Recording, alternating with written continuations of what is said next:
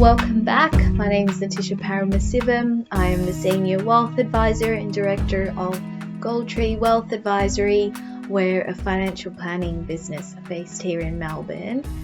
Today's video is a little bit different. I'm not going to lie, it's a bit of a tough one for me to film. Every video that I do, my intent is always to educate and encourage people to take control of their finances. This video isn't any different. The intent is never to offend anyone, so please keep that in mind.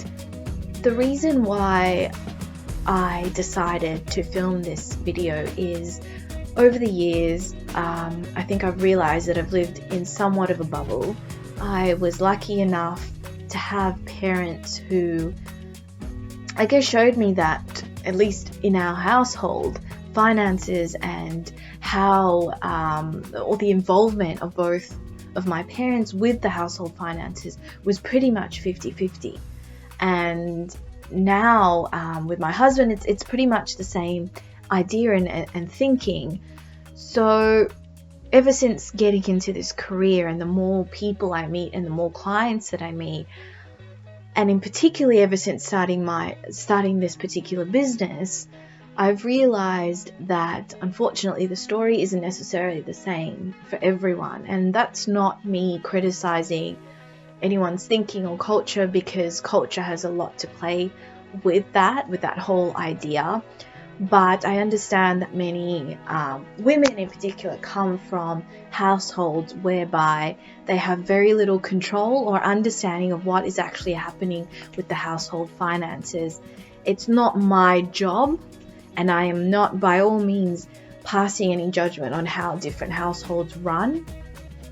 But I do encourage whatever cultural understanding that you have as women, or as individuals, we all have the responsibility of making sure that we know what's going on, that we are completely educated about the financial world, but more importantly, we're educated about how our money is spent, how our money is invested, how our household budgets are looking. That is your responsibility.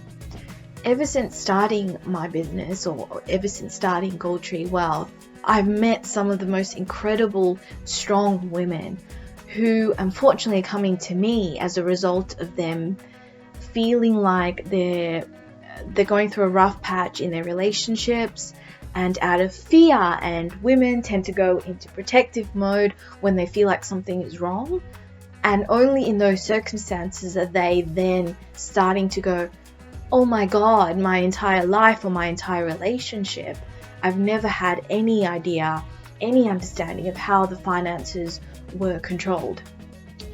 And they're trying to get their head around what's actually really happening, what they have, what bank accounts are opened up.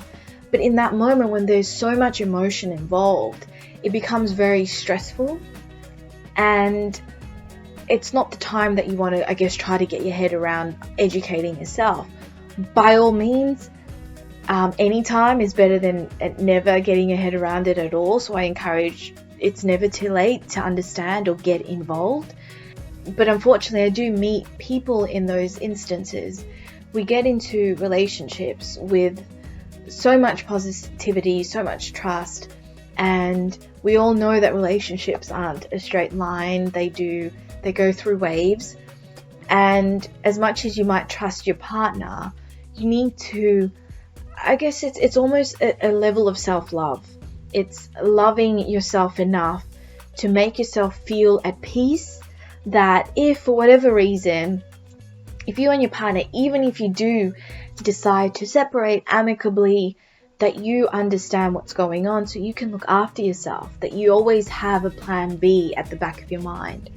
Again, culture does play into a lot of this. We've grown up, and even in my industry, unfortunately, when I got into the industry, typically male and female, they do think twice about taking advice from a female financial planner. And that's because culturally over time and historically, there's always been this idea that men are the breadwinners, that they're supposed to be in control of the money and the finances and bringing money into the household, and women are supposed to be the home carers and looking after the household and cooking and cleaning. And that's okay. That's okay if that's still your day-to-day norm. That there's nothing wrong with any of that. The only encouragement and the only thing that I stress that you take control of is, sure, you might have your roles in your relationship, but your responsibility to yourself is to make sure that you continuously educate yourself, and educating yourself as to how you take care of yourself when you are on your own, if at any point, is the biggest gift that you can give yourselves. Keep in mind that biologically, and this is scientific knowledge, that whether you're a man or a woman, your genetic makeup does not predispose you to being able to understand finances better. A man cannot understand financial information and mathematics and numbers better than women. That is fact. So never, as a woman, feel like because you're a woman, finances is above you. It goes over your head. The more you invest in understanding and educating yourself about this topic, the better you are. And you might just do it because you end up loving learning about this stuff. But if that just means that if your husband ever decides, okay, this is the day I'm going to start paying some bills, the electricity bill comes, just sit next to him and understand what it is that you're doing if you've never understood it before. It takes your first step. Read more about it. Get on YouTube. There's so many videos about people talking about budgeting, finances. It's just self-love in the end. It brings about spiritual peace for you, and you just feel rewarded when you start to understand that you actually can get your head around this stuff. I'm going to leave it here, guys. Thank you so much, as always, for watching. Please subscribe if you haven't already, and until next time, I'll see you again, guys.